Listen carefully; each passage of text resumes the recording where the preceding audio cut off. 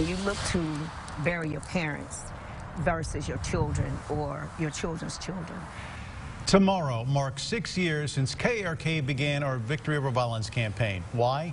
Because of the back-to-back killings of 2 Little Rock toddlers. Thanks for joining us tonight at 10 o'clock, everyone. I'm Bob Clausen. And I'm Laura Monteverde. 2-year-old Ramaya Reed was shot and killed in November of 2016. Just a month later, 3-year-old Asen King's life was taken.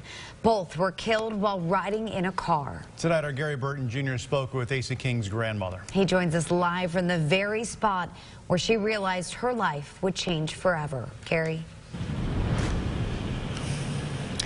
Yeah, here in the parking lot of J.C. at Shackelford Crossings is where King-Macon noticed that her grandson had been shot on December 17th. That will make 6 years since the tragic death of 3-year-old Asen King.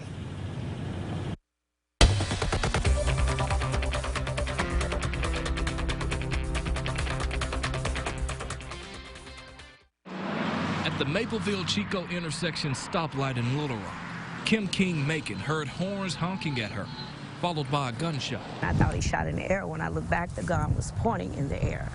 I looked back and I said, "Are you all okay?" I thought Asen said, She didn't realize until she made it to J.C. at Shackelford Crossings that Asen King, her 3-year-old grandson, had been shot. When I opened the door, blood was just gurgling out of his mouth. That was 6 years ago, on December 17th, 2016. King-Macon says it took her 2 years to find the strength to return to this parking lot. I still remember everything, but I guess I'm thinking more of the good times. On November 2nd, 2022, this little guy would have celebrated 9 years of life. I can only imagine the type of conversations he and the good Lord are having right now. Gary Holmes was sentenced to 45 years for the murder of Asen. He's serving a total of 50 after additional charges were added. I do feel like he got justice, but I also feel sorry for Mr. Holmes as well. King-Macon says she doesn't hate the man who took her grandbaby from this earth. That's because of a moment at trial. He turned around and said to me before his sentencing, "I'm sorry. Will you please forgive me?" Her connection with her Lord and Savior grew stronger following the tragedy. If you know anything about God, you got to forgive. You have to.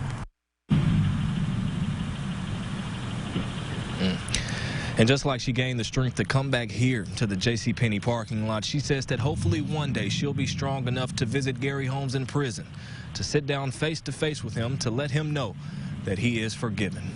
Live in Little Rock, I'm Gary Burton Jr., KARK 4 News.